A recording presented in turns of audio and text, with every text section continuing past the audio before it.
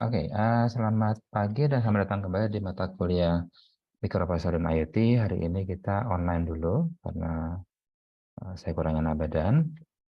Dan kebetulan besok ada training di luar kota, jadi ingin jaga kesehatan dulu. Nah, minggu lalu kita sudah membahas tentang sensor dan aktuator. Jadi kita menggunakan ada beberapa sensor waktu itu. Dan sensornya adalah ini. Ada fotoresistor untuk mendeteksi atau mengukur jumlah cahaya yang jatuh ke lapisan ini. Dari jumlah cahaya yang jatuh tersebut, kita jadi bisa menentukan sekarang ini sedang siang atau sedang malam, atau mungkin sedang mendung. Jadi bisa digunakan untuk menentukan, wah ini mau hujan kayaknya ya. Jadi saya harus angkat jemuran. Jadi dia ngasih alarm ke pemilik rumah, tolong jangan lupa angkat jemuran, lagi mendung banget ya. Kemudian kita juga membahas tentang distance sensor. Nah, ultrasonic sensor ini bekerjanya mirip seperti kelelawar. Jadi dia ada mulut yang berbicara, yang teriak, dan kemudian menunggu ada pantulan. Nah, jarak tempuh atau waktu tempuh antara dia teriak dan dia mendengar, berarti ada sesuatu di depannya dia kan. Jarak yang diukur dari saat teriak sama saat dia mendengar, dia bisa mendeteksi, dia bisa mengukur seberapa jauh benda di depannya dia. Jadi saya bisa, oh masih 1 meter lagi, berarti sudah saatnya untuk siap-siap untuk berkelip, dia tidak nabrak. Nah itu distance sensor, jadi dia bisa mendeteksi adanya objek di depan sekaligus juga jaraknya. Makanya namanya distance sensor atau sensor jarak. Nah, peer sensor dia bisa mendeteksi adanya gerakan. Cara kerjanya mirip seperti distance sensor, tapi dia menggunakan passive infrared. Jadi tidak menggunakan frekuensi tinggi, suara frekuensi tinggi seperti distance sensor ini, tapi dia menggunakan pulsa cahaya infrared. Nah, dari pulsa cahaya itu dia akan menentukan pantulannya dan dia bisa menentukan langsung ini objek di depan itu ada yang bergerak atau tidak. Seperti itu. Oke. Nah, kemudian jadi bedanya antara distance sensor sama peer sensor. Kalau distance sensor dia bisa mengukur jarak, kalau peer sensor tidak bisa mengukur jarak. Tapi peer sensor dia bisa mendeteksi adanya gerakan. Nah, apakah distance sensor tidak bisa mendeteksi gerakan? Sebenarnya bisa. Caranya yaitu dia akan mengukur dulu sekarang berapa jaraknya antara sensor dengan benda di depannya. 1 detik kemudian dia mengukur lagi. Loh, tadi 1 meter, sekarang 80 cm. Oh, berarti bendanya bergerak nih. Dan bergeraknya ke arah saya. Nah, kalau peer sensor, dia nggak bisa deteksi jarak. Tapi dia hanya bisa mendeteksi adanya gerakan. Oke. Nah, perbedaan lagi antara peer sensor dengan distance sensor adalah kalau distance sensor dia maksimum hanya bisa sampai 3 meter. Jadi di antara sensor sama benda di belakangnya itu maksimum 3 sensor. Makanya kalau kita mundurin mobil kan biasanya sekarang sudah ada alarm mundur itu kan yang dia bunyi kalau dia semakin dekat maka dia akan semakin nyaring bunyinya atau semakin sering. Nah, itu menggunakan distance sensor. Tapi kalau dia lewat dari 3 meter, dia nggak bisa deteksi ada objek di belakangnya. Sementara kalau peer sensor, dia bisa sampai 12 sampai 20 meter, tergantung kualitas dari peer sensor yang kita gunakan. Oke. Kemudian sensor yang keempat adalah temperatur sensor. Sensor temperatur dari namanya sudah kelihatan, dia bisa mengukur temperatur. Tapi yang ada di sini dia masih bersifat analog. Kalau teman-teman menggunakan yang DHT11 seperti ini, nah ini dia sudah digital. Jadi kabel ujungnya itu bisa masuk ke pin digital. Tapi kalau yang di sini temperature sensor dia masih analog sehingga dia masuk ke A0 sampai A5 untuk kemudian kita masukkan ke ADC untuk mendapatkan suatu angka. Nah, angka itu kemudian kita kalibrasi untuk mendapatkan temperaturnya berapa. Nah, minggu lalu kita juga sudah membahas tentang aktuator, yaitu benda-benda atau alat-alat yang bisa kita gunakan untuk mengendalikan sesuatu, yaitu dengan menggunakan motor. Di sini ada dua motor kita bahas minggu lalu, ada DC motor dan ada motor servo. Bedanya adalah kalau motor DC kita kasih tegangan, dia muter terus. Tapi kalau motor servo dikasih tegangan, dia belum bergerak. Tapi kalau dikasih pulsa, baru dia bergerak. Jadi pada saat dia 0 volt, kemudian 5 volt, dia nggak langsung bergerak. Dia begitu turun lagi, baru dia, oh ini jadi pulsa. Gerak dia. Dan gerakannya, dia hanya beberapa derajat tertentu. Misalnya, mikro servo bisa di 5 derajat atau 10 derajat. Jadi ada pulsa, ceklek 10 derajat. Ada pulsa lagi, ceklek 10 derajat lagi. Ceklek 10 derajat dan terusnya. Oke, itu bedanya antara motor DC dengan motor servo. Itu yang kita bahas di minggu kemarin. Nah, sekarang hari ini kita akan bahas tentang display. Jadi sesuai dengan LMS kita, minggu lalu kita bahas sensor aktuator, hari ini kita bahas tentang display, mencakup tentang LED dan LCD. Nah, mungkin dari LED kan sudah kita pernah bahas. Nah, di sini kita coba untuk menambahkan suatu fitur, yaitu terkait dengan efisiensi. Oke, di sini how to use display. Di sini kita menambahkan 7 segmen, sudah pernah kita bahas kan, tapi kita tambah dengan power saving button. Jadi push to see. Jadi kalau kita tidak mau lihat, misalnya kita lagi tidur, kemudian tiba-tiba kebangun, aduh sekarang jam berapa sih ya gitu. Nah, jamnya itu lampunya mati. Nah, untuk melihatnya kita tekan tombol, klik, oh jam sekian. Lepas lagi, dia mati lagi. Nah, fungsinya adalah untuk, tujuannya adalah untuk menghemat daya.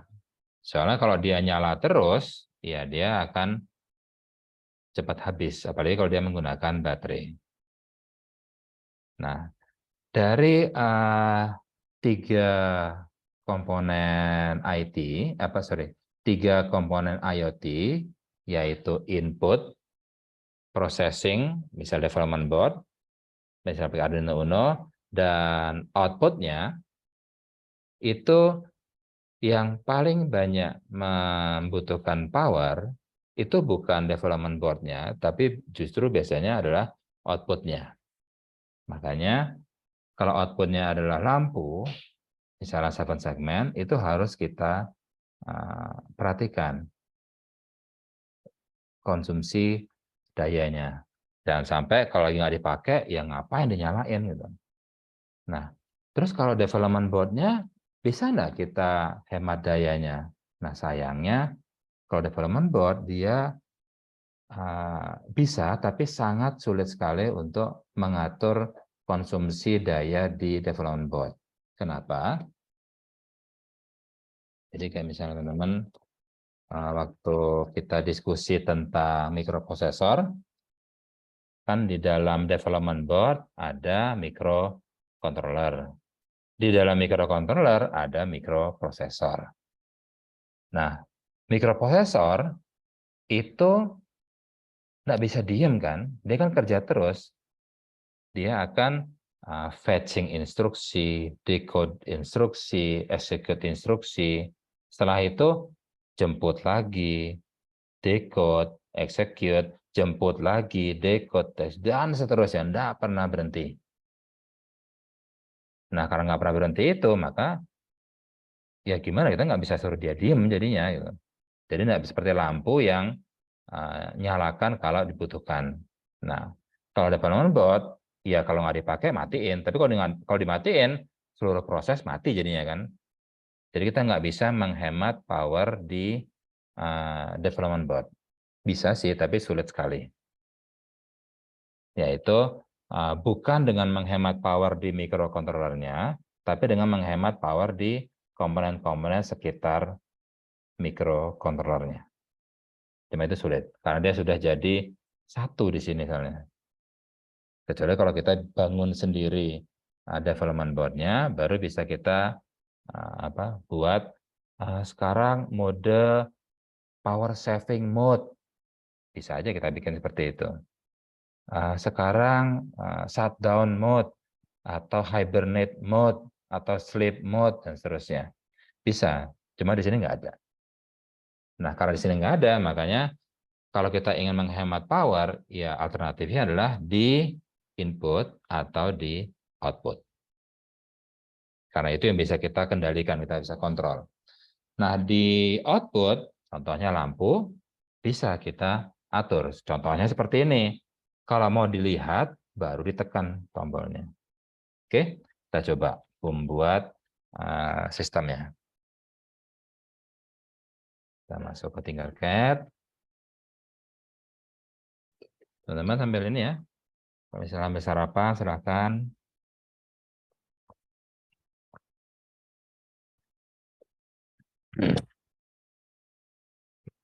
Sudah mulai. Desain. Kemudian kita coba, misalnya bikin baru aja lah ya. Yang ini.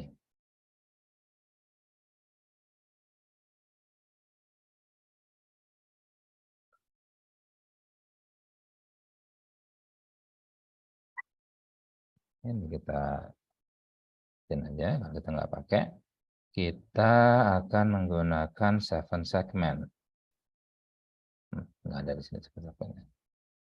Oke, berarti all masuk ke 7. Nggak ada 7. Langsung aja, ada 7 segment. Ini dia.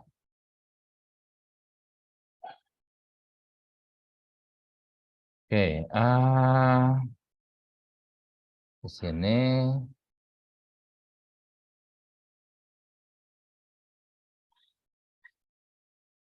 seperti biasa kita coba connect-connectin dulu. Ini A-nya. Langsung aja ya. B, kemudian C, kemudian D, kemudian E, kemudian F, dan terakhir adalah G. Nah, kemudian untuk bisa menyalakan ini, saya harus memberikan power, dan dia adalah common anoda. Kita ganti menjadi common katoda saja. Berarti katodanya jadi 1, jadi kalau mau nyalain lampunya, kita kasih power. Kan katoda itu berarti bagian negatifnya kita jadiin 1. Jadi kalau kita mau nyalain lampu di 7 segmennya, kita kasih 5 volt, nyala, 5 volt, nyala, 5 volt, nyala, dan seterusnya. Itu common katoda. Jadi kita ambil dari sini.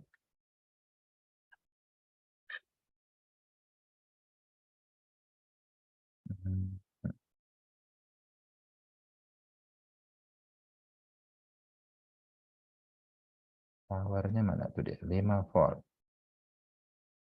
Kalau 5 volt misalnya terlalu besar, dia nggak tahu. 5 volt dulu.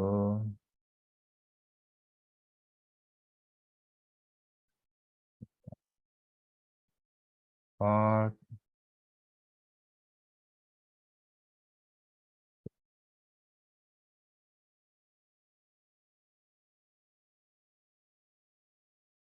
Warnanya merah.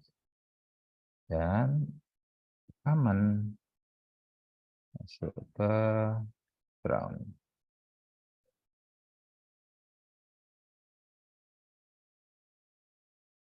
Nah, seperti ini. Kemudian code-nya kita sesuaikan. Ini nggak perlu. Ini kita pasang, misalnya menyalakan lampu. Kita bikin sampel aja ya.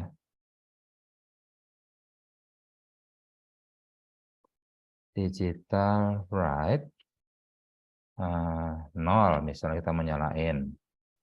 Hai. Ups.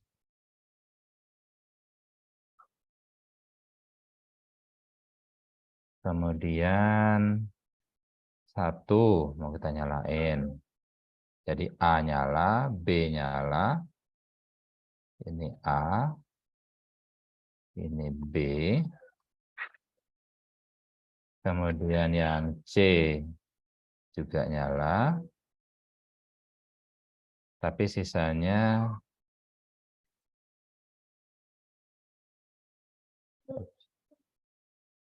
halo, oke. Nah, ini mati berarti. D mati, E, F, dan G. 1, 2, 3, H, 3, 4, 5, 6. Oke, sama berarti ini ya, sampai 6 aja. Ini D, ini E, ini F, dan ini G. Oke, kita coba sekarang start simulation. Dan pastinya dia akan meledak. Oh, nggak meledak dia.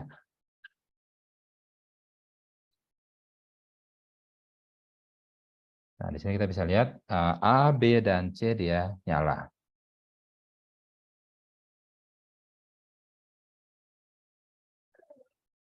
Nah, kalau kita coba sekarang ukur, berapa ya power consumption-nya dia?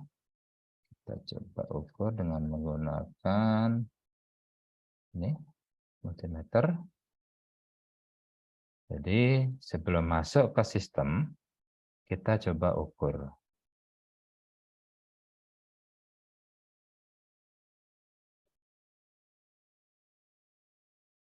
Seperti ini. Baru ini masuk ke sini. Dan dia jadi ampere meter. Start simulation. Nah, di sini dibilang 25, wow, kilo ampere. Besar sekali itu. Dan itu berarti ampere yang melewati ke dalam sistem, dia tinggi sekali, sehingga power consumption juga tinggi. Maka kita perlu memasang resistor. Resistor bisa di sini, bisa juga di sini. Kita coba yang di R yang di bawah aja.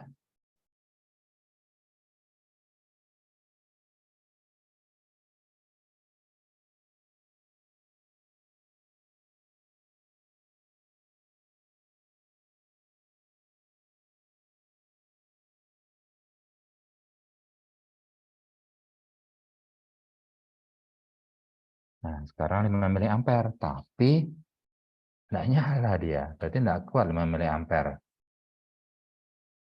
Kita coba besarin sekarang. Ini dari 1 kilo ohm. Sekarang kita coba ganti jadi 100 ohm. 50 mA. Tapi ternyata lampunya juga masih belum nyala.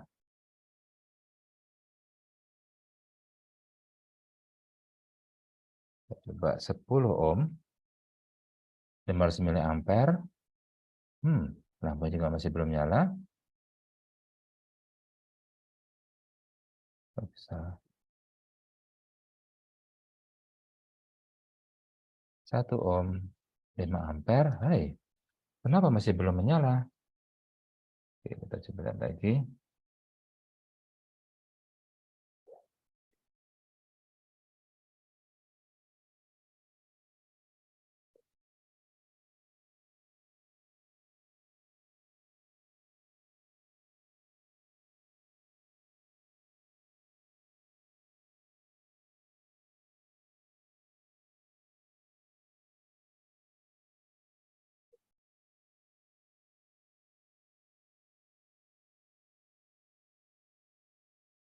Nah, ini ada sesuatu yang saya miss.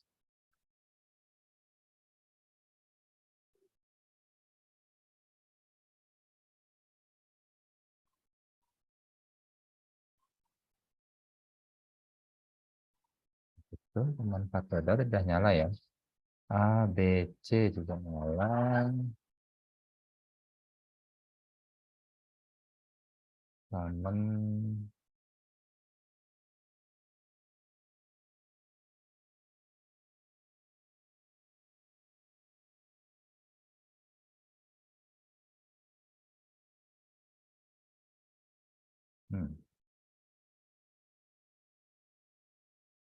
besar sekali untuk bisa menyalakan ini.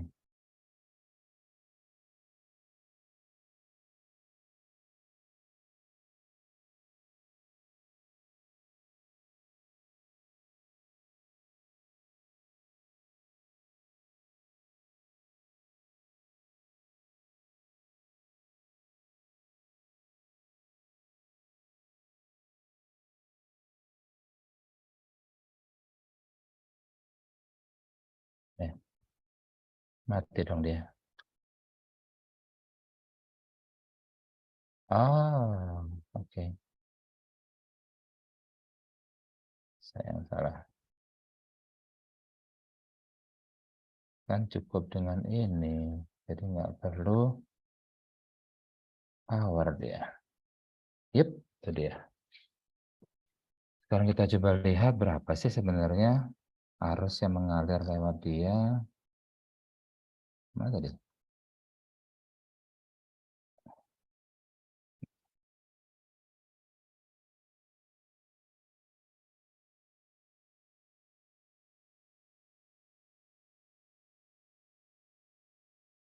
Ini adalah ampere meter. 3,55 miliampere. Gitu nih. Main kecil ya. Makanya lampunya nyalanya agak redup.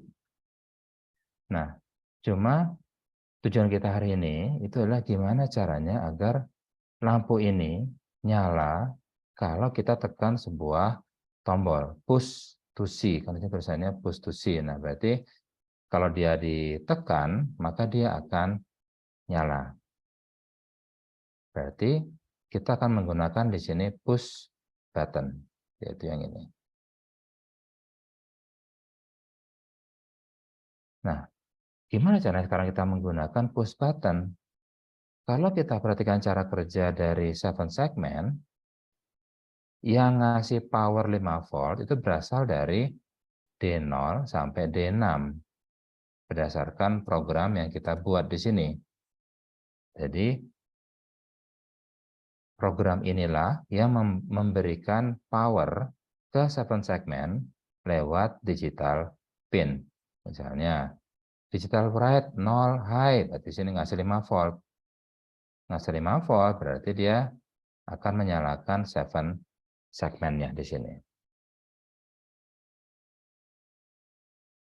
Digital write 1 high, berarti dia akan menyalakan lampu B, dan seterusnya.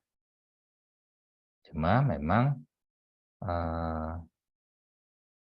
arus atau power yang diberikan oleh pin digital itu memang maksimum hanya 20 miliampere. Dan ternyata kalau setelah masuk ke 7 segmen di sini, dia kurang kuat untuk menyalakan lampu. Kuat, tapi tidak terlalu terang. Nah, di sini dia agak redup, yang B dan C-nya. Yang A-nya lumayan, masih agak terang. Karena arus yang dilewati, yang diberikan itu hanya 3,55 miliampere. Padahal dia bisa sampai 20 miliampere. Tapi bukan itu masalahnya. Nah, sekarang gimana caranya kita bisa menggunakan push button ini untuk menghidupkan atau mematikan lampu. Nah, kalau kita perhatikan di sini, dia ngasih power lewat pin digital, masuk ke masing-masing lampu LED-nya, dan kemudian katodanya disambungkan ke ground. Berarti kalau misal kita mau nyalain atau matiin, ya berarti tinggal ini saja kita atur. Jadi di sini kita atur. Ini, kita bawa ke sini. Dan yang ini kita bawa ke ground. Sehingga kalau misalnya ingin biar arusnya mengalir dari pin digital, masuk ke anodanya 7 segmen, untuk menyalakan suatu lampu, kemudian mengalir ke kaman di sini, dan masuk ke ampere meter, dan masih ketahan oleh push button. Tapi begitu push button ditekan, maka arus bisa mengalir. Tapi kalau push button dilepas, arus tidak akan bisa mengalir. Maka di sini, kalau misalnya saya tekan, tidak terjadi apa-apa. Kenapa? Oke, kita coba lihat lagi. Push button cara kerjanya gimana ya? Kita coba lihat. Ini. Kita coba sambungkan ini dengan misalnya ini. 1A dan 1B. Oops, salah. Bukan volt, tapi ohmmeter. 0 ohm. Enggak berubah. Berarti titik temunya bukan antara ini sama ini. Tapi antara ini sama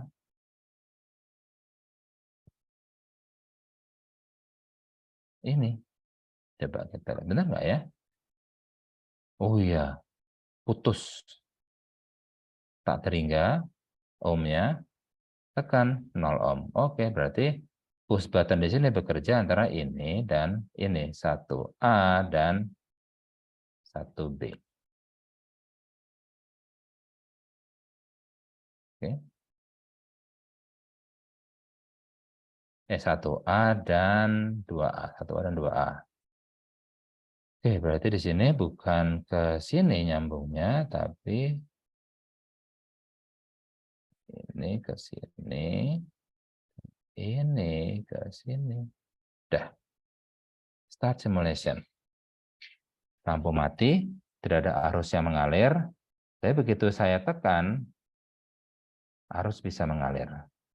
Dan dia menunjukkan angka 7. Sekarang jam 7. Matikan lagi. Sehingga dia tidak ada arus yang mengalir, berarti tidak ada power yang habis digunakan oleh 7 segmennya. Nah, itu contoh menggunakan push button untuk menghemat power. Oke.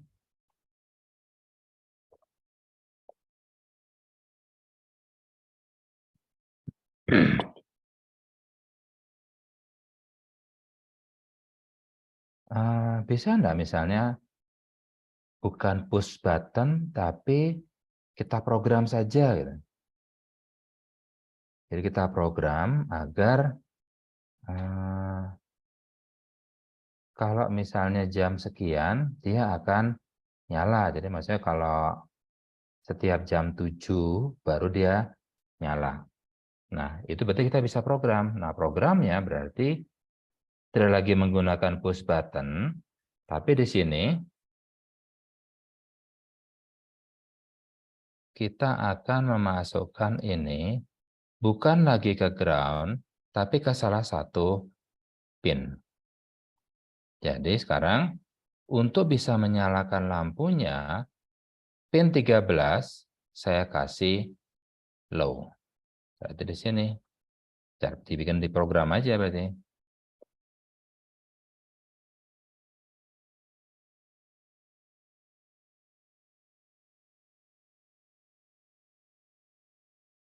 Digital write 13, koma, laptop saya udah nyala. Iya, saya tahu kenapa dia lampunya nggak begitu nyala bagus. Kita belum mengeset pin 0 sampai 6 ini sebagai output. Nanti kita coba ya. Digital write 13, ini kita set sebagai low. Baru dia akan nyala dengan baik.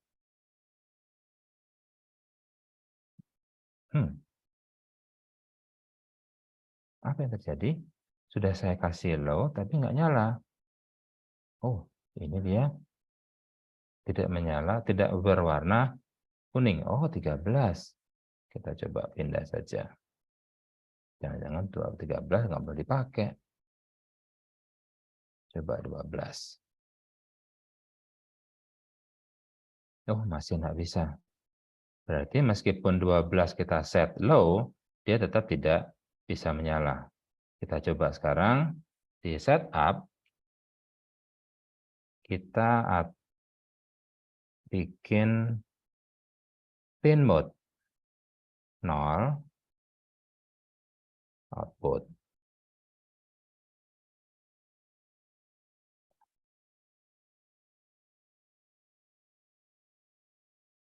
Satu, dua, tiga, 4, 5, 6, 7.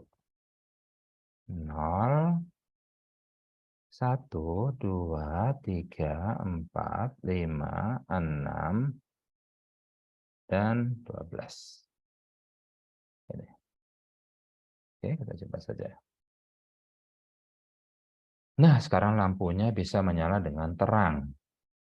Dan arus yang mengalir adalah 49,2 mA.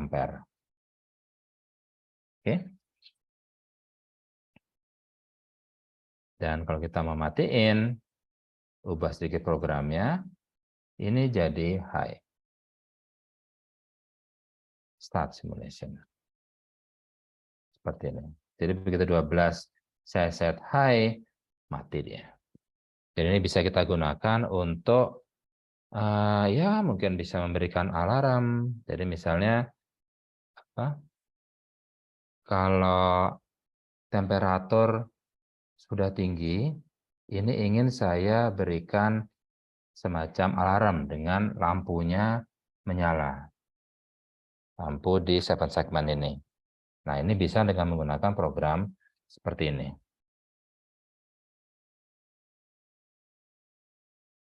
Oke, lanjut. Sekarang LED display. Mirip seperti yang tadi. Kita coba sekarang menggunakan LED display.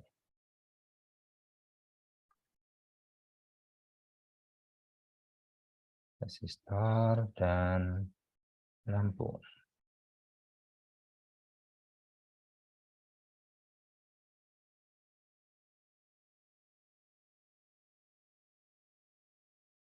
Oke, jadi topik hari ini sebenarnya tidak hanya membahas cara menggunakan display LED dan LCD, itu tinggal pakai sebenarnya, tapi kita fokus ke efisiensi power.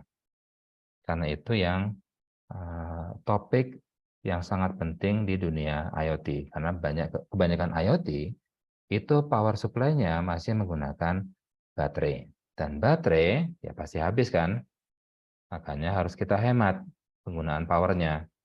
Nah, salah satu aspek yang bisa kita atur untuk mengefisiensikan power consumption-nya adalah di input dan output.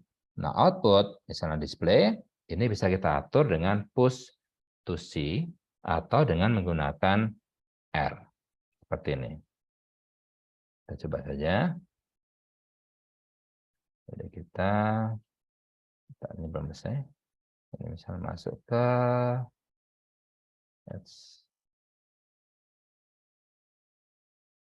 misalnya saya set ke 0. Dan yang ini saya set ke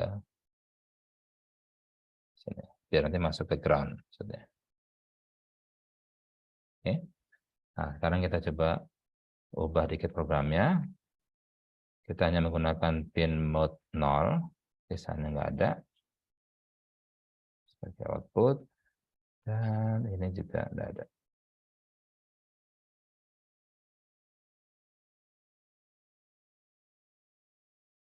Ini anoda. Kalau mau nyalain berarti dikasih high. Dan anode katodanya dikasih ke ground. Kita coba saja. Start simulation. Nyala. Meskipun memang tidak terlalu terang. Tapi sudah cukup kan sebenarnya untuk sebagai indikator kita bahwa ada sesuatu yang terjadi. Karena dia warnanya merah. Dan di sini dengan ampere 2,97 pun lampunya sudah menyala. Oke, kita coba sekarang atur. Misalnya saya ubah jadi 2 kilo ohm. Masih menyala. 1,54 miliampere. 3 kilo ohm. 1 miliampere lampu masih menyala meskipun sudah redup sekali.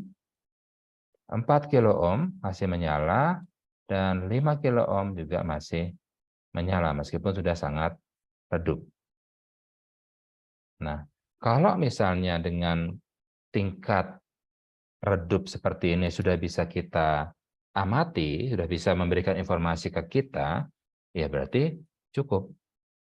Karena dengan R, dengan resistor 5 kilo ohm, berarti kita hanya menggunakan 634 mikroampere.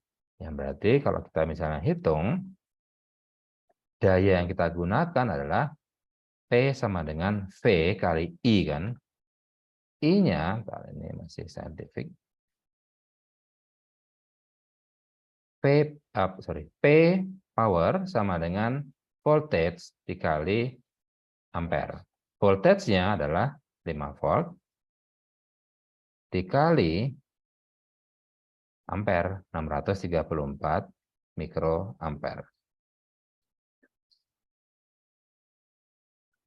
Kali mikro berapa? Mikro kalau mili 10 pangkat minus 3. Mikro 10 pangkat minus 6. Berarti dikali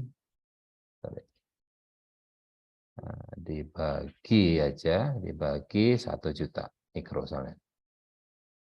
Sekian dan sekian. Berarti lampu LED kita itu hanya menggunakan 0,003 watt.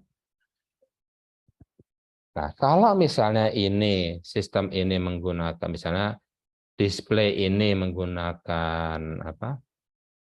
Power bank dengan 10.000 miliampere hour, berarti 10.000 miliampere hour, 10.000 miliampere atau 10 juta mikroampere. Nah, 10 juta mikroampere dibagi 634 ini. Angka ini menunjukkan bahwa kalau saya menyalakan lampu LED ini dengan power bank 10.000 miliampere hour, berarti lampu ini bisa saya nyalakan selama 15.772 jam. Kan miliampere hour. Yang artinya kalau saya gunakan power bank ini saya gunakan 10.000 miliampere, 1 jam habis. Oke, coba ya, biar nggak bingung. Saya coba tulis. Nah, saya ambil pulpennya dulu.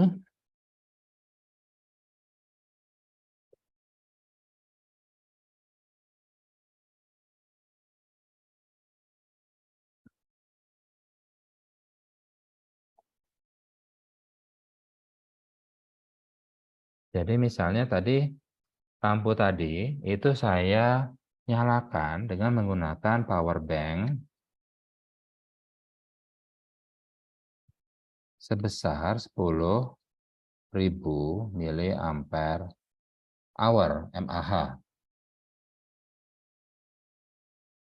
Artinya kalau saya menggunakan sebuah power bank ini saya gunakan untuk ngecas sebuah perangkat dan perangkat tersebut membutuhkan 10.000 miliampere,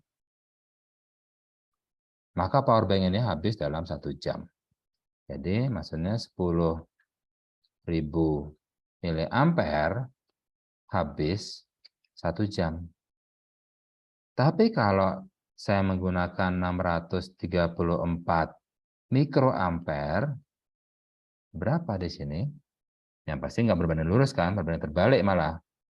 Jadi ini semakin kecil, maka ini justru semakin tinggi. Dan menurut perhitungan kita, dia sampai 15.772 jam. Oh, lumayan itu. 15.000 jam berarti 15.000 jam dibagi misalnya 24 jam per hari. Berarti 657 hari dia bisa nyalain. Dibagi 365, 1,8 tahun. Lumayan. Jadi kita nggak perlu ganti baterai, nggak perlu ganti power bank selama 1,8 tahun. Udah tahun depan baru datang lagi ganti power bank-nya. Tapi itu dengan asumsi bahwa power bank-nya itu hanya menyalakan lampu ini aja ya. Tapi sebenarnya kan dia butuh juga untuk menyalakan ini Arduino Uno-nya. Nah, tapi kalau misalnya saya tadi gunakan saya pengen nyalanya terang biar keren. Jadi saya gunakan 100 ohm. Berarti dia 19,8 miliampere. Nggak apa-apa, lampunya terang. Tapi kalau kita hitung, berarti tadi ini dia. 19,8 miliampere yuk kita hitung. Berarti tadi 10.000 miliampere hour dibagi 19,8. Dapatlah 505 jam. Ya, enggak buru-buru amat sih. Jadi dia kalau menggunakan tadi 100 ohm berarti dia membutuhkan 19,8 miliampere yang akan menghabiskan power bank-nya dalam tadi berapa? Kok jadi lupa? Akan menghabiskan ampere dalam 505 jam. Berarti di sini jadinya 505 jam. Yang kalau kita ubah jadi hari, berarti 505 dibagi 24. 21 hari. Jadi kita tiap 3 minggu harus datang ke IoT device-nya untuk ganti power bank. Beda jauh ya. Yang tadi 1,8 tahun, sekarang jadi hanya 21 hari atau 3 minggu. Nah, itulah pentingnya efisiensi power di sistem IoT kita. Oke. Sekarang ini yang LED. Selanjutnya adalah LCD. LCD, benar kita tinggal pakai library-nya. Jadi kalau misalnya mau bahas ini juga agak panjang sih. Kita langsung aja coba menggunakan sudah ada LCD. Mana LCD? Bukan.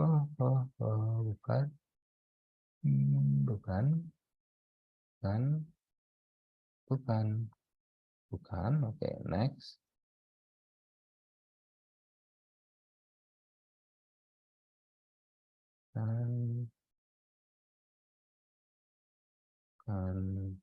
Oh, ini dia. Temperature display on LCD. Oke.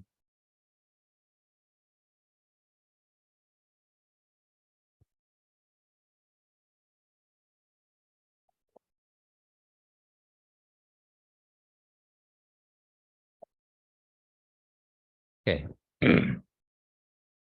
Sebenarnya di LCD dia berbeda dengan LED. Kalau LED dia ada anoda, ada katoda. Nah, kalau LCD di dalamnya sebenarnya sama, ada anoda dan katoda. Hanya saja di sini dia sudah ada kontrolernya. Jadi kalau misalnya teman-teman punya beli ini ya, beli LCD display, dia seperti ini.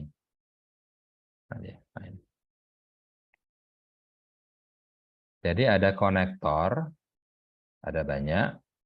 Kalau yang saya punya ini dia ada 16. Sorry, ini saya ubah dulu.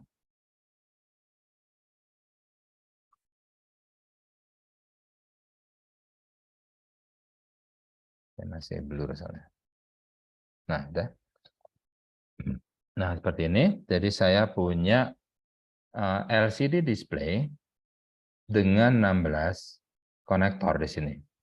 Ada konektor 1, 2, 3, sampai 16. Ada untuk ground, ada untuk power, ada untuk berkomunikasi dengan controller di LCD-nya, dan sisanya ada untuk data. Dan data ini terakhir nanti ada untuk nyalain suatu titik. Jadi dia seperti matriks sebenarnya. Ada titik-titik yang bisa kita nyalakan. Nah, data yang saya kirimkan di sini, dia masuk ke controller di sini. Jadi di belakangnya ada controller. Di dalam itu ada register. Ingatkan masih register ya. Kita bisa menyimpan data ke register. Nah, data itulah yang akan digunakan oleh controller untuk titik mana, dot mana yang harus saya nyalakan. Jadi konsepnya, konsep sederhananya itu seperti ini.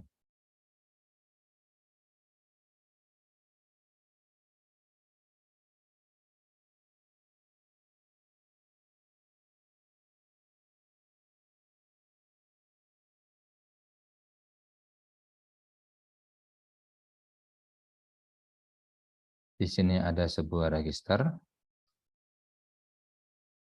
dan kita memasukkan data ke registernya menggunakan D0 sampai D7. Kemudian ada pengontrolnya.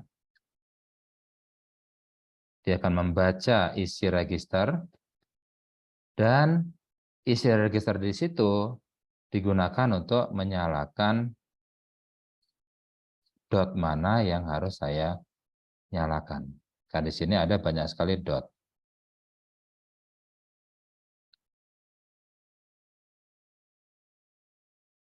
Seterusnya. Nah, untuk kontrol bekerja, dia tidak hanya membutuhkan dot mana yang harus dinyalakan, tapi juga kontras. Jadi untuk apa? Untuk menentukan terang tidaknya LCD display, dan kemudian ada juga untuk lampu. Lampunya mau dinyalakan enggak? Kan dia biasanya LCD itu kan dia pasif. Jadi dia tidak menghasilkan lampu. Nah, untuk kita bisa membaca LCD, dia harus nyalain lampu di luar dari LCD-nya sendiri. Jadi LCD itu dia sebenarnya cuma kita kasih tegangan, dia nyala. Bukan nyala seperti LED lamp ya, yang menghasilkan lampu yang terang. Nah, di sini dia hanya membuat dia jadi polaritasnya jadi kebalik, sehingga dia kayak ada, oh ini ada dot hitam ya. Terus yang ini polaritas saya balik, dotnya hitam lagi. Nah, ini dia nanti membentuk sebuah huruf misalnya. Namanya di sini tentunya selain kontras, dia juga ada koneksi untuk lamp. Nah, kalau LCD-nya bisa warna-warni, dia juga bisa kita tambahkan ini, pin untuk RGB-nya. Jadi misalnya saya pengen di dot itu nyalanya merah, dot yang itu nyalanya green, dot yang itu nyalanya blue. Tinggal kita pilih R, G, atau B. Seperti itu. Oke, cuma yang kita gunakan di sini dia tidak RGB, tapi hanya yang black and white, hitam putih yang ini. Termasuk juga yang di Tinkercad. Oke, kita coba analisis rangkaiannya. Ini. Nah, rangkaian ini ada sebuah temperatur sensor, dan temperatur sensor ini dia akan dibaca lewat A1. Kita coba lihat code-nya. Nah, di sini ada reading analog read A1. Kemudian convert readingnya itu ke voltage dan convert lagi jadi temperatur. Dengan cara seperti ini. Ada angka-angkanya. Nah, angka dari temperatur ini mau saya tampilkan di LCD. Nah, caranya adalah tinggal kita pakai library LCD, include liquidcrystal.h. Ini biasanya sudah bawaan resmi dari Arduino-nya, jadi nggak perlu download dari third party. Kemudian kita inisialisasi, kita bilang, oke, LCD display-nya adalah yang seperti ini.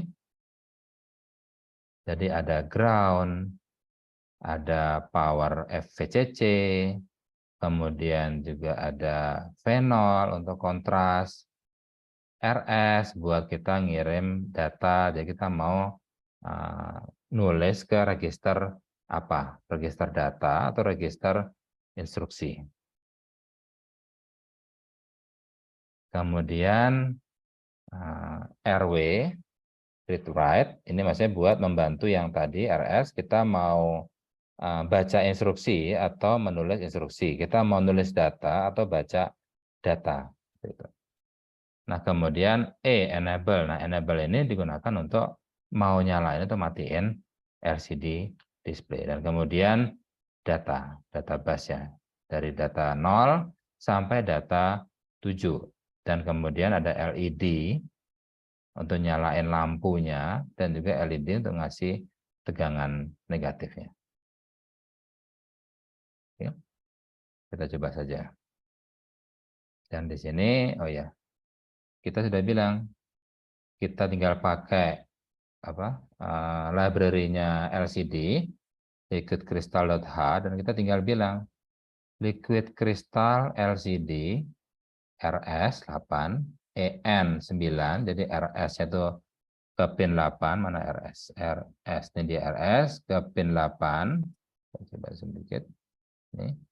RS ke pin 8 ya, oke, RS8, EN9, nah ini EN enable ke 9, oke, terus D4, D5, D6, D7 itu pakainya 10, 11, 12, dan 13. 10, 11, 12, 13 sudah.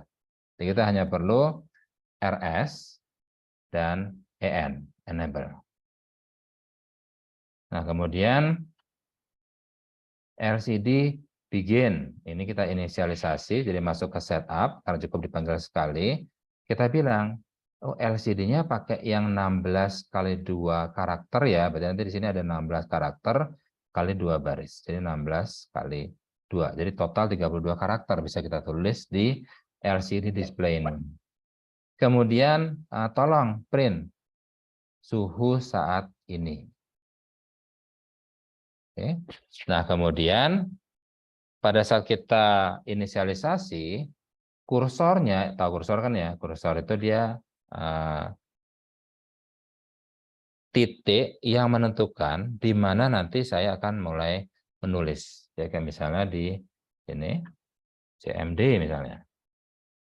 Nah, ini kursornya yang kedip-kedip. Berarti kalau saya mengetikkan sesuatu, dia akan muncul di situ. Misalnya saya ketik huruf A, muncul di situ. Tapi kalau misalnya saya enter, kemudian kursornya di bawah, oh berarti dia misalnya V, oh di sana dia muncul nanti. Nah itu maksudnya kursor. Nah pada saat dia diinisialisasi, LCD begin 16.2, maka kursornya ada di sini. Karakter yang paling pertama. Jadi setelah dia menulis, mendapatkan perintah print atau tulis suhu saat ini, maka dia tulis sini. Suhu saat ini titik 2. Oke, sudah. Kemudian kita set kursor 0, 1, 0, 1. Jadi 0 baris ke 0, kolom ke 0, baris ke 1. Di sini 00, di sini 10, 20, 30, dan seterusnya. Nah, kalau mau bawa ke bawah, berarti dia 0, 1. Kolom 0, baris 1. Jadi kursor karena di sini, dengan perintah ini. Dan kemudian saya print lagi temperatur. Maka temperatur nanti akan muncul di bawah. Kita coba saja. Start simulation. Seperti ini. Print dulu suhu saat ini, titik 2. Kemudian set kursor ke bawah. Print 24,71. Karena itu adalah suhunya.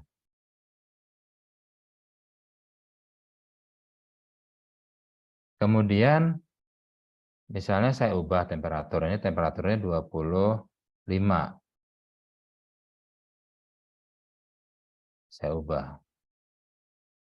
45,70. Di sini 46, ya mirip-mirip dikit lah. Tapi kok bisa nulisnya di sini? Nah, karena dia pada saat looping, pertama dia ngeprint temperatur, tadi 20 derajat, 25, looping ke atas, disuruh set ke 01 lagi. Jadi dia balik lagi sini. Jadi tiap kali nulis, balik lagi sini. Nulis lagi, balik sini. Makanya dia sebenarnya dengan adanya looping di sini, dia tulis 45,70, balik lagi. Tulis 45,70, balik lagi. Tulis 45,70, dan seterusnya. Nah, ini berarti dia nulis setiap saat. Mungkin ada baiknya kita tambahkan delay. Seperti ini. Tapi ingat, delay itu hanya memberikan, kita hanya menyelipkan waktu. Jadi kita bilang ke Arduino, tolong tunggu 1000 milisecond.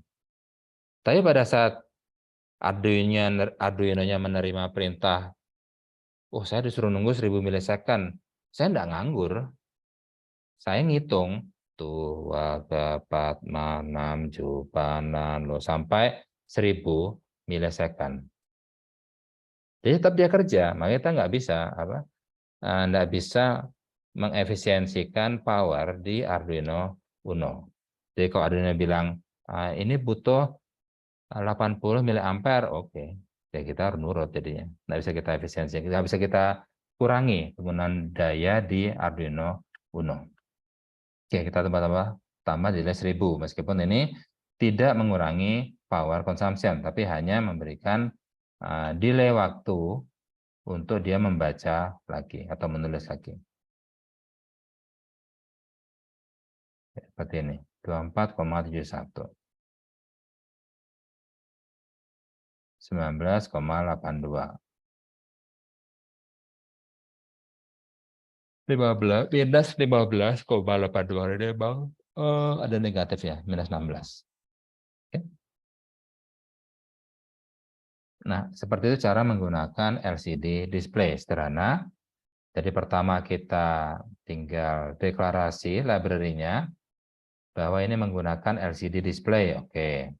Kemudian kita bilang RS-nya di mana, EN-nya di mana, dan data bus-nya ada di mana. Nah, baru setelah itu kita inisialisasi. Kita bilang ke programnya bahwa kita menggunakan LCD dengan huruf 16 dengan matriks 16 kali 2. Jadi kalau kita perhatikan di sini, ya ada dan matriks ini. Dan matriksnya sejumlah misalnya 2, 4, 5. 5 kolom, 2, 3, 4, 5, 6, 7, 8. 8 baris. Di total ada 40, 5 kali 8, ada 40 dot di setiap blok ini.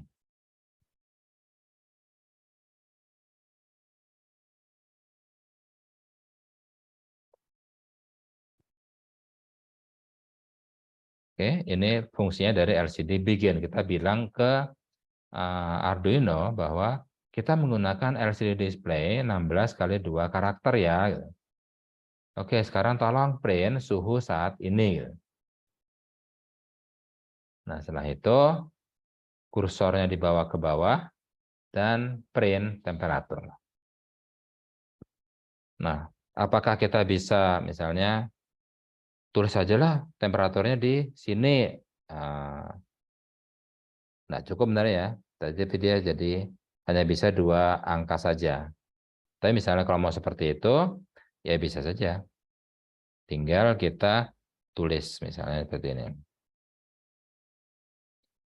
Suhu saat ini kepanjangan. Oke, kita tulis saja suhu. Nah, kemudian suhu itu kan sudah berapa? 1, 2, 3, 4, 5 karakter. Berarti temperaturnya mau saya tulis ke karakter ke-5, boleh. Ke-6 juga boleh. Kita coba ke-6. Jadi sini bukan 01 lagi, tapi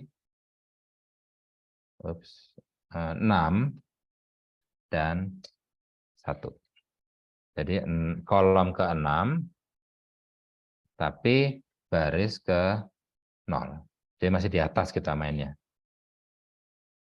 Seperti ini. Oke, kita coba aja. Jadi seperti ini. Suhu, ini ada 5 karakter. 1, 2, 3, 4, 5. Kemudian dikasih spasi. Kalau kita nulisnya mulai ke-6. 0, 1, 2, 3, 4, 5, 6. Jadi dia masuk di sini. Tapi kalau misalnya, aduh harus hemat nih.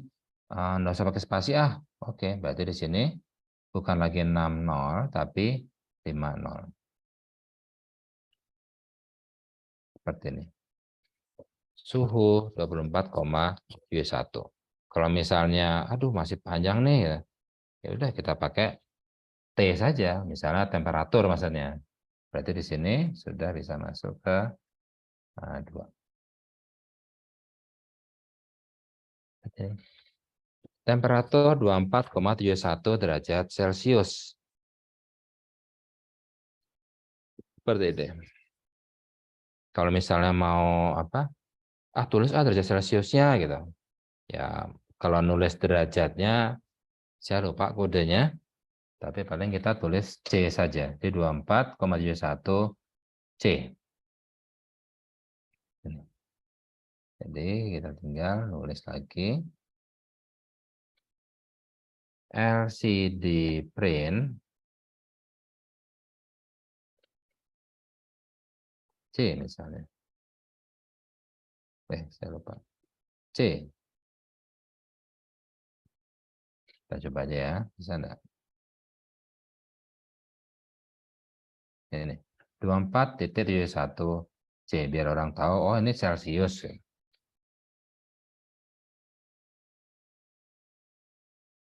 Dan kalau misalnya, aduh, kayaknya saya nggak perlu sampai sedetil itu, udah nggak perlu sampai 71-nya.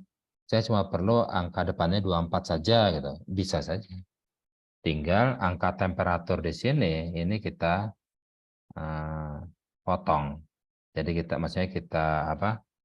Kita ambil bilangan bulatnya saja. Seperti itu. Oke, ini cara menggunakan LCD display. 16x2 LCD display dan juga sudah kita tambahkan dengan temperatur. Oke, ada pertanyaan sampai sini? Baik, kalau ada, kita lanjut lagi.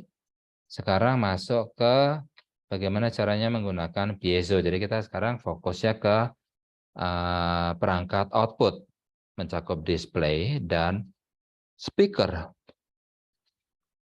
Boleh saja di sini untuk speaker yang tersedia di Tinkercad hanya piezo elektrik. Dan kita coba gunakan saja yang sudah ada.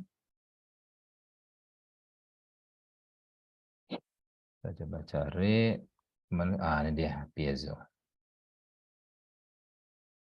Kita sambungkan dengan peer sensor.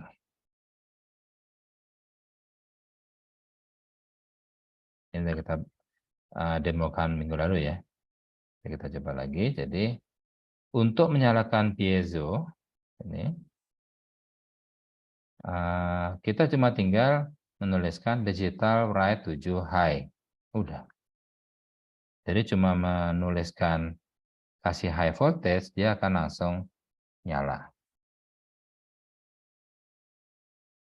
Ya. Tapi kalau matiin, berarti dia tinggal dibikin low.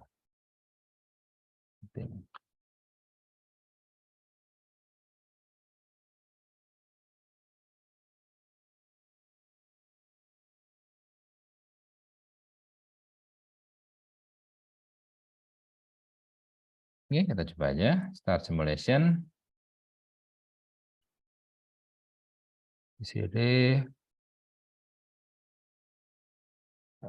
program ini adalah untuk mendeteksi adanya gerakan. Jadi kalau ada gerakan, maka piezonya atau speakernya akan berbunyi. Seperti ini.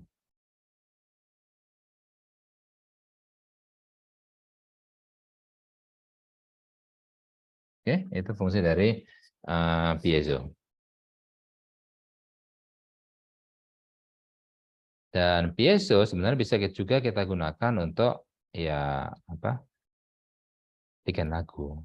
Jadi nggak cuma sekedar buzzing seperti ini, kan tadi seperti buzzing kan nyala, brrr, nyala lagi, brrr. Tapi juga bisa digunakan untuk menyetel suatu frekuensi tertentu. Nah, teman-teman bisa melihatnya nanti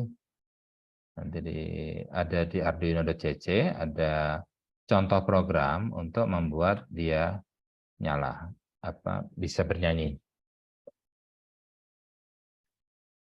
Kita taruh lagi, ada nggak piezo yang lain? Contohnya.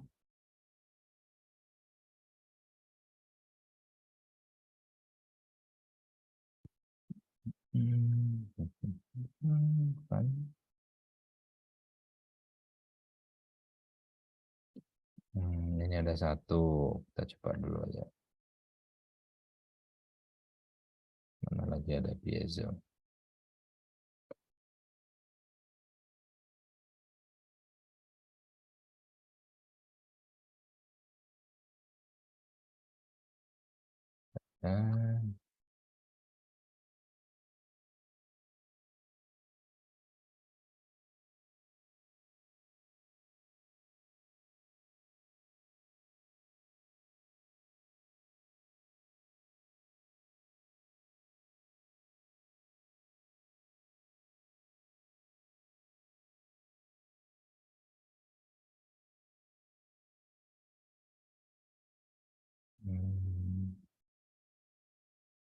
Dan mana lagi ya? Oke, kita coba lihat yang ini.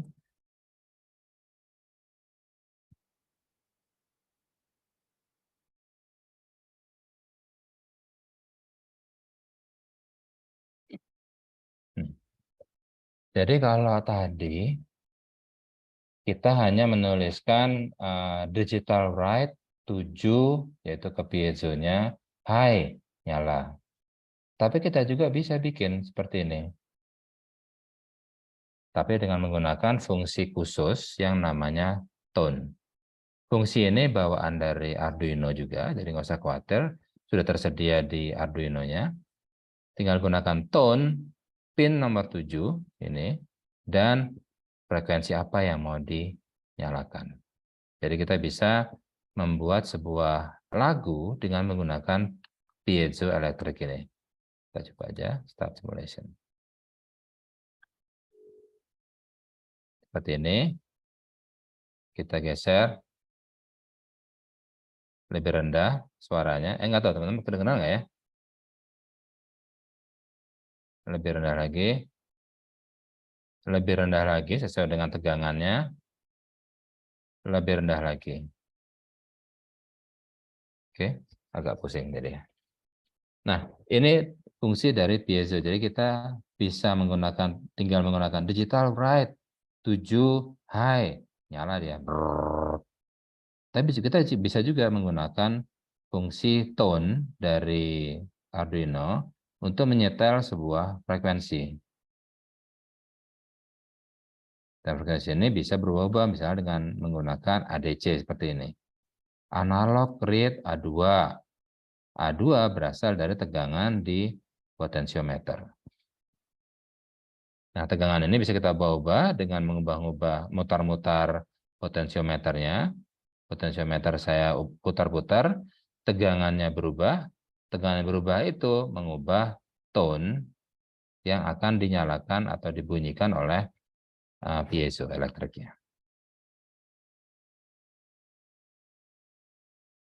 Oke.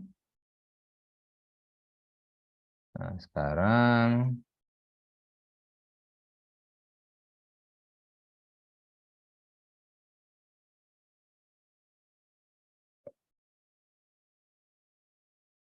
Contoh yang lainnya tadi memang ada.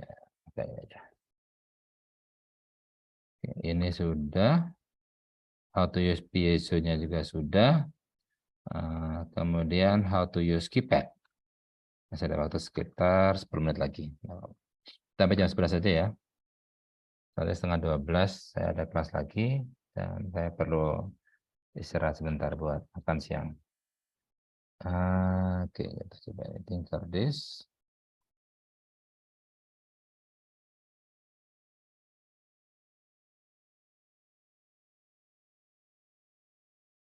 Nah, sebenarnya gimana sih cara kerja dari keypad itu? Dari sini ada keypad.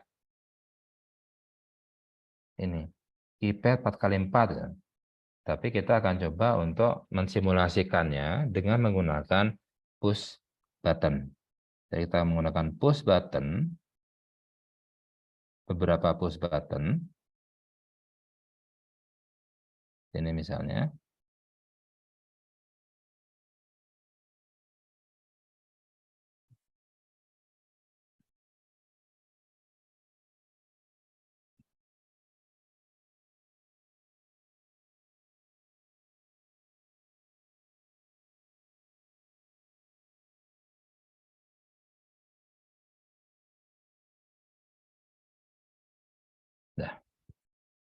Nah, push button ini akan saya sambungkan dengan sebuah pin, misalnya seperti ini. Yang ini, bentar, ini sama ini kan disambungin kan, ini sama ini dia selalu nyambung, maka ini bisa saya hubungkan dengan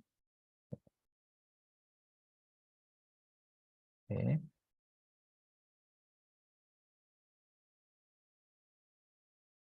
Ya, dan ini saya sambungkan dengan misalnya 13. Oke. Kemudian yang ini saya sambungkan juga.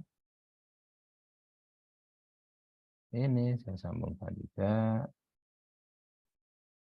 Dan saya sambungkan dengan pin 12.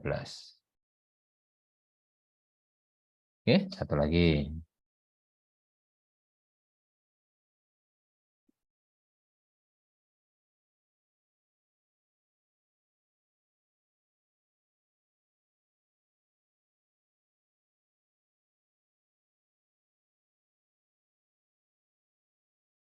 Nah sekarang yang ini setiap pin di sini ini saya sambungkan dengan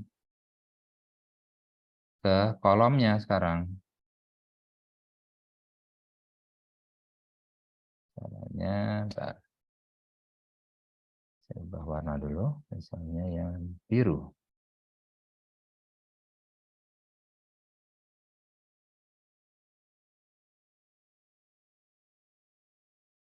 Ya. Dan ini misalnya saya masukkan ke hijau. Ya. Dan yang ini mirip seperti yang tadi.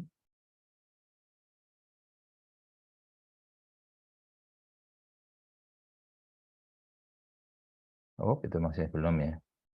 Yang ini belum dihubungin.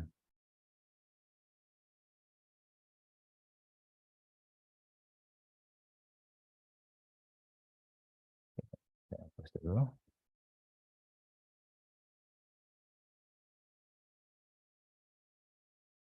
Ya. Baru ini masuk ke 7. Dan yang ini masuk ke 6.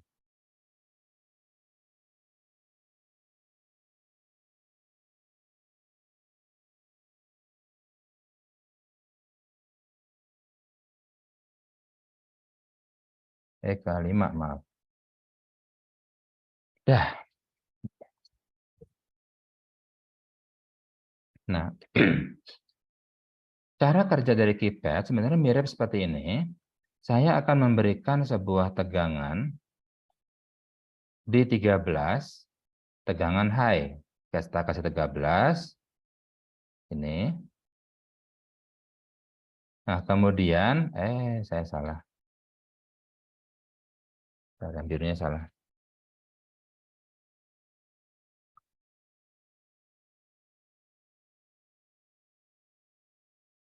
Maaf ya. Masih ada waktu dikit. Harusnya yang ini kita pakai.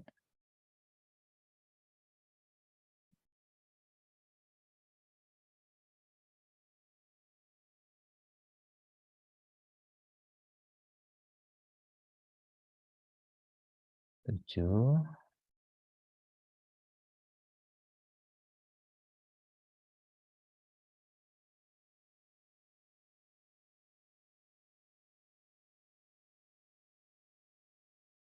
Oke, kita coba skin dulu aja.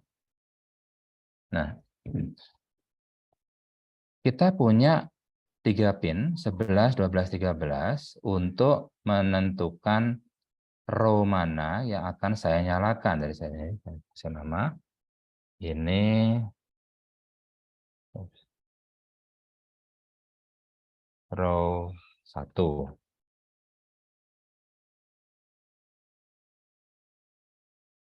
Row 2. Kemudian yang ini adalah row 3. Dan ini adalah kolom 1 misalnya. Ini adalah kolom 2.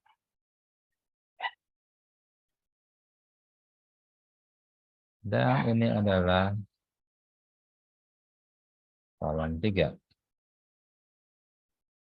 Sebelum kita belum pakai kolom 3 ya. Nah, cara kerja dari keypad seperti ini. Jadi dari pin 11, 12, 13, kita kasih tegangan salah satu. Misalnya 13, kita kasih tegangan. Nah, pada saat 13 kita kasih tegangan, kita baca pin nomor 5, 6, 7, ada yang 5 volt enggak ya? Gitu. Seperti ini.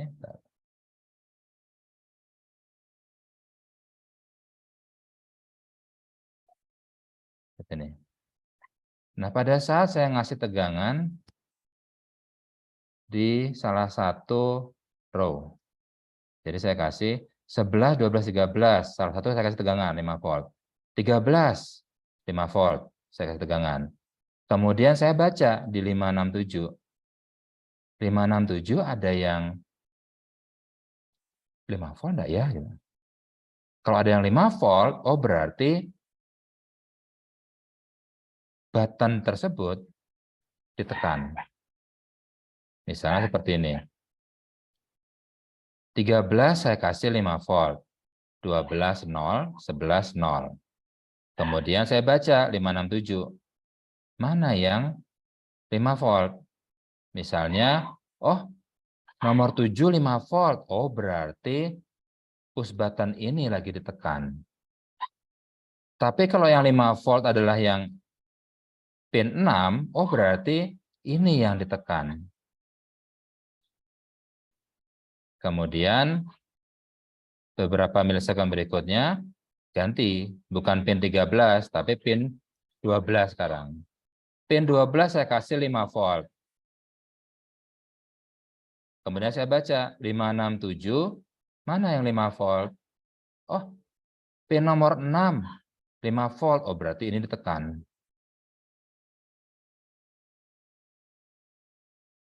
Kemudian berikutnya pin 11 sekarang yang 5 volt. 12, 13, 0 volt. 11, 5 volt, ditunggu. 567 dan 5 volt enggak ya? Ya, enggak ada. Oh, berarti enggak ada yang tekan di row 3 ini. Seperti itu. Cara kerja dari keypad. Kita coba saja. Jadi pin mode 11 output.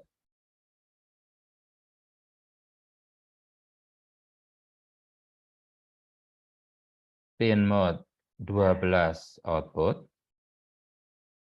dan pin mode 13 output juga. Nah, sekarang pin mode 5 adalah input,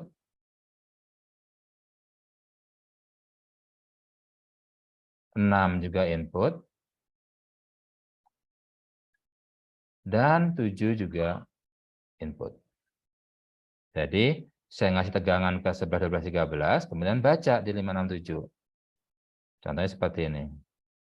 Digital write, misalnya 11 dulu, kita kasih high. Kemudian, saya baca digital read. Jadi misalnya key,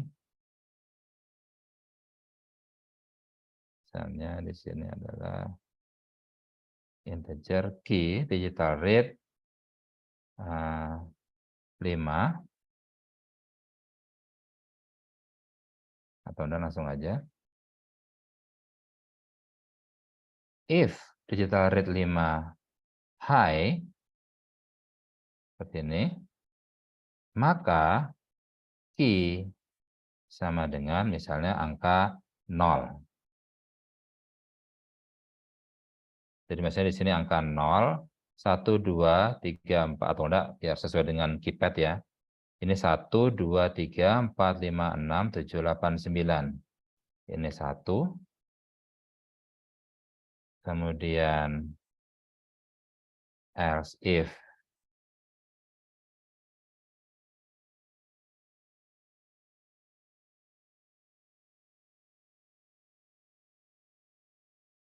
yang 6, yang high, maka dia adalah angka 2.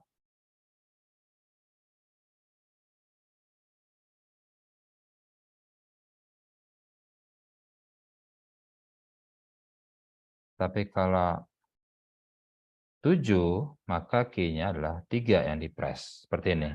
Dan ini akan diulangi lagi untuk row 2 dan row 3. Jadi kita ulangi lagi.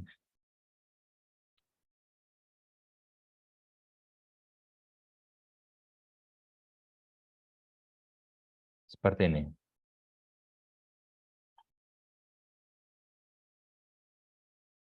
Oops, maaf, salah. Jadi 1.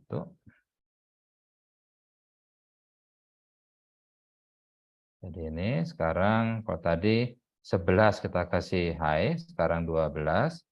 Kemudian di sini adalah 13. Dan di sini rate-nya tetap sama, cuma key-nya kan beda. Ini jadi 4, ini jadi 5, ini jadi 6. Dan ini jadi 7, ini jadi 8, dan ini jadi 9. Oke. Kita coba integer key. Kalau enggak, karena kecil dia byte saja. Udah. Seperti ini. Sekarang kita coba tambahkan dengan serial.begin. Jadi kita ingin tahu dia menekan angka berapa. Serial begin 100. Dan kemudian serial print line key. Ini. Dan delay 1000. Jadi cara kerjanya dia sebenarnya seperti ini. Ups. Apa dibilang? Expected, oh ya. Titik koma, titik koma, titik koma.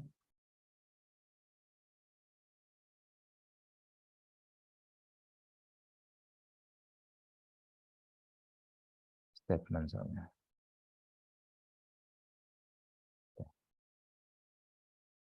Masih ada lagi. Oh,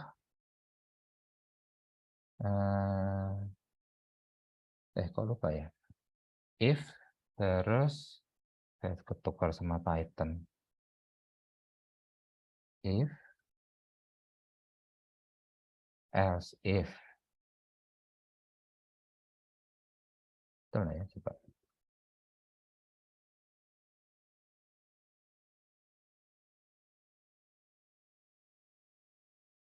16, 3. Else if.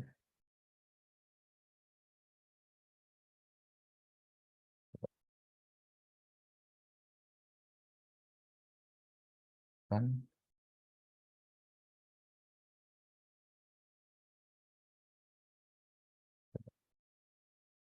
oh ya udah benar. Else if aja. Else if, else if, else if, else if.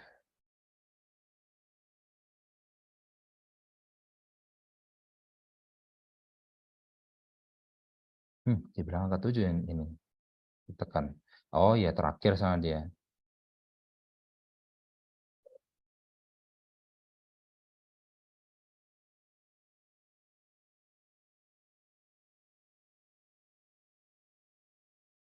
Clear dulu.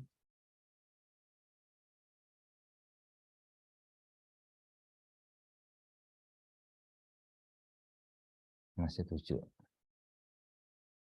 5, 6, 7. Berarti dia masih menang yang ini. Tadi misalnya salah juga ya. Kita read 5, harusnya 7, 6, 5 ini. Kenapa? Kita coba lihat lagi apanya yang salah secara logik. Jadi masih salah secara logikanya. 11 saya berikan high. Kemudian kalau salah nih. Ini harusnya bukan 1, 2, 3 tapi ini 7, 8, 9.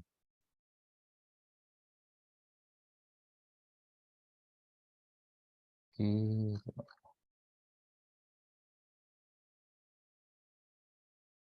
perbaiki dulu. Ini bukan 11 tapi 13, 12 dan 11. Kemudian kalau digital rate 5, ini juga salah. Ini harusnya 7, dan ini harusnya 5. Jadi jika digital rate 7 adalah high, jika high maka key sama dengan 1. Tapi jika 6 yang high, berarti ini yang tekan 2. Dan kalau 5 berarti ini yang ditekan 3. Kemudian jam 11 lebih malah. 12, ini betul, ini coba 7, 6, 5.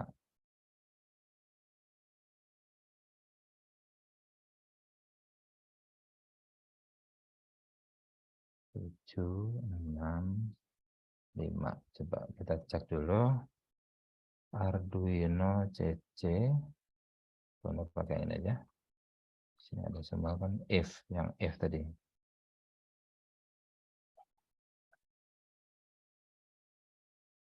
Yes.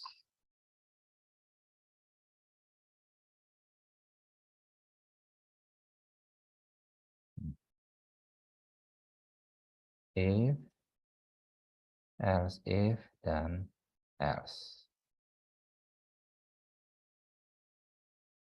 Oke. Habis itu benar sih.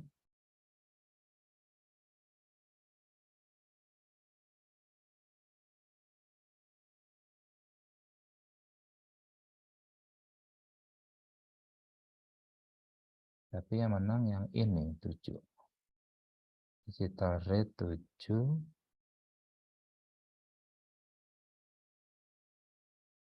Ya, sebentar. Jangan-jangan saya salah rangkaian.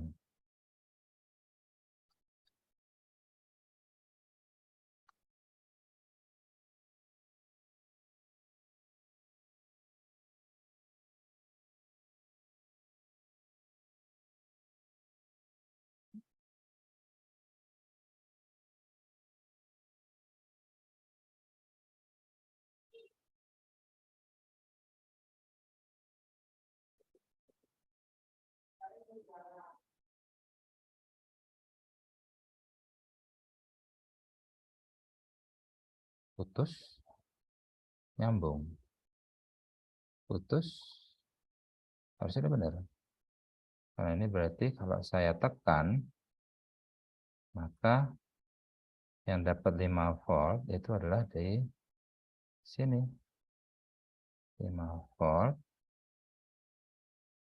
dia akan baca 7 volt. Oke. Apanya yang salah ya? Saya nggak punya rangkaian ini soalnya. Ini juga baru bikin. 13 saya berikan. Jadi harusnya kondisi seperti ini, tanpa ada yang ditekan, ini harusnya nggak ada tegangan. Baik di sini, maupun ya dimanapun. Karena ini keputus. Jadi begitu ada yang ditekan, baru dia akan bisa baca. Coba kita hapus dulu aja. Dan nggak terlalu banyak.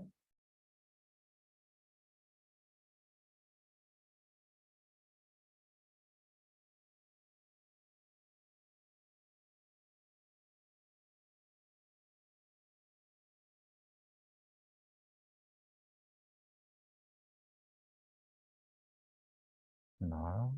Oke, so far sudah benar.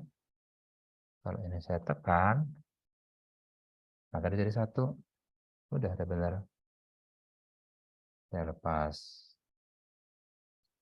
Tetap 1 sih, tapi memang dia harusnya balik ke 0. Terus kalau misalnya saya tekan ini, harusnya 2. Oh ya betul 2. Saya lepas, tetap 2. Kalau saya tekan ini, maka dia harusnya jadi 3. Seperti ini. Udah, benar sih. Nanti saya coba periksa lagi kenapa yang pada saat beda kolom. Iya. Harusnya ini saya, oke, stop. Saya udah tahu kenapa. Harusnya ini yang 12, 13 juga harus saya set. 12 dan 11 ini jadi low. Dan ini juga jadi low. Dan kombinasi ini yang saya mainkan. Oke, saya langsung ke bawah.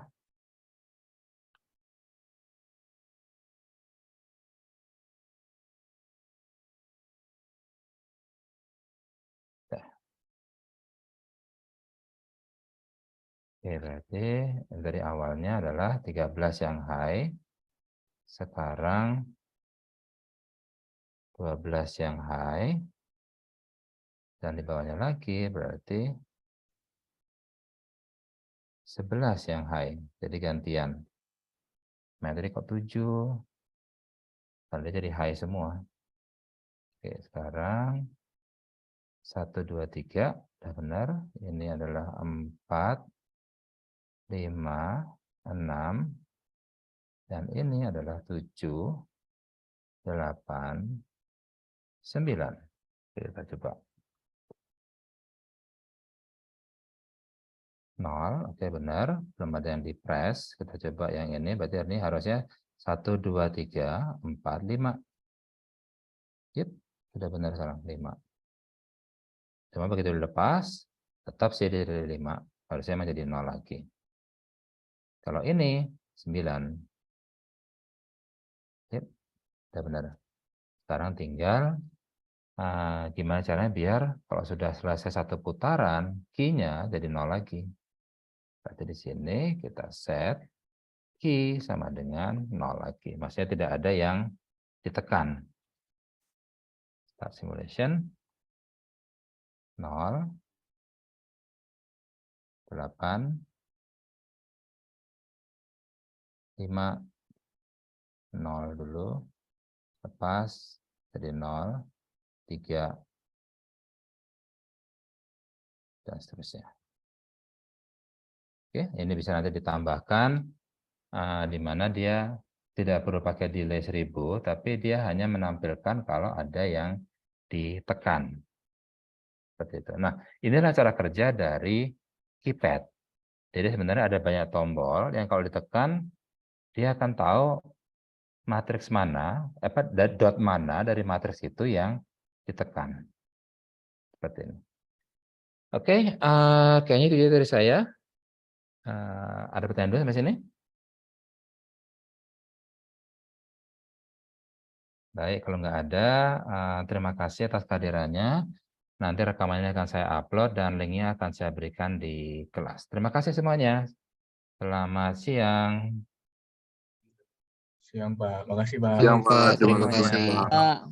Pak.